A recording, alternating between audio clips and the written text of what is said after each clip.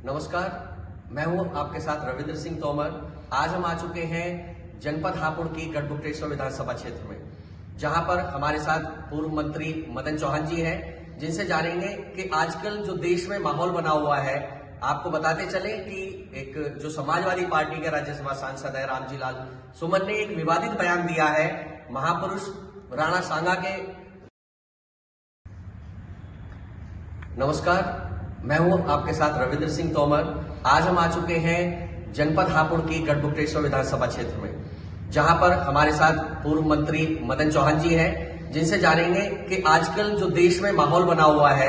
आपको बताते चले कि एक जो समाजवादी पार्टी के राज्यसभा सांसद है रामजी लाल सुमन ने एक विवादित बयान दिया है महापुरुष राणा सांगा के ऊपर। उस पर जानेंगे मंत्री जी का क्या कहना है कि जो देश का जो माहौल है वो गरमाया हुआ है। मंत्री जी, बहुत बहुत स्वागत है आपका। आपका भी स्वागत है। आप किस तरीके से देख रहे हैं इस बयान को जो रामजी लाल सुमन ने बोला है कि भाई इनको बुलाया गया था इब्राहिम लोदी और बाबर वाला जो प्रकरण आपने देखा होगा, ये मामला चल रहा है, इस पर आपकी क्या प्रतिक्रिया है? देखिए, जहां तक मैं समझता हूं जी कि भारत के इतिहास में जितने भी महान योद्धा हुए हैं, जिन्होंने सनातन को बचाने के लिए, संस्कृति को बचाने के लिए, अखंडता को बचाने के लिए अपनी शहादत दी है, अपनी कुर्बानी दी है, उनमें से एक नाम आता है राणा सांगा जी। और राणा सांगा ने घायल होते हुए भी लड़ाई लड़ी। वो किसके लिए लड़ी? सब समाज के लिए सब लड़ी। समाज के लिए। तो ये जो रामजी लाल सुमन ने ये तुच्छ मानसिकता का परिचय देते हुए और ये पूरे समाज को अपमानित किया है जी, वो अपमान असहनीय है और उसके लिए हम लोग और ये पूरा समाज उबाल के कगार पे आता जा रहा है जी। और आना भी चाहिए। अगर एक तुच्छ आदमी खड़ा होकर के देश की बड़ी पंचायत में ये कह दे कि वो गद्दार थे जिन्होंने हमेशा मुगलों से लड़ाई लड़ी है, और कौन था लड़ाई लड़ने वाला? क्या रामजी लाल सुमन थे वहां लड़ाई लड़ने वाले?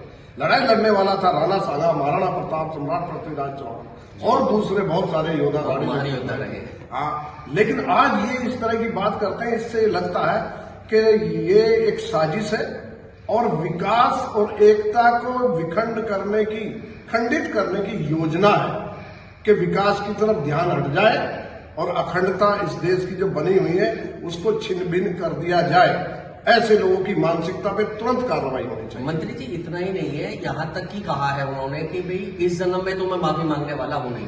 यहाँ की उन्होंने इतना कहते हैं कि हमें मतलब इतिहास से बचना नहीं चाहिए, इतिहास में ऐसा कुछ लिखा हुआ है। और ये माफी न मांगने के बाद में क्या लगता है आपको कि आने वाले समय में अगर माफी देखिए, अगर वो ये कहते हैं कि मैं माफी मांगने वाला नहीं हूँ जी, तो ये समाज कई जन्मों तक छोड़ने वाला भी नहीं है।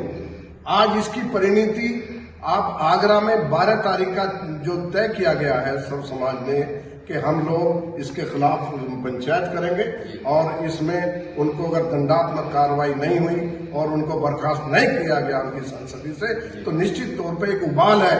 और उबाल जब होता है सब समाज का, उसके सामने बड़ी बड़ी ताकतें, यहाँ अंग्रेज नहीं रहे, मुगल नहीं रहे, तो ये तो रामजी लाल सुमन है, इसकी कोई औकात नहीं। तो आज कुछ गढ़मुक्तेश्वर में प्रदर्शन देखने को मिला था, उसमें आपने क्या किया? देखिए, मुझे उसका जानकारी नहीं थी, लेकिन मैं भी शामिल हुआ हूँ और उसमें ज्ञापन दिया गया है। और अगर इसकी प्रक्रियाएं, इसी प्रतिक्रिया बढ़ती चली गई तो ये एक क्षत्रिय समाज का सवाल नहीं है या किसी एक जाति का सवाल नहीं है या एक मजहब का सवाल नहीं है। ये सवाल है इस देश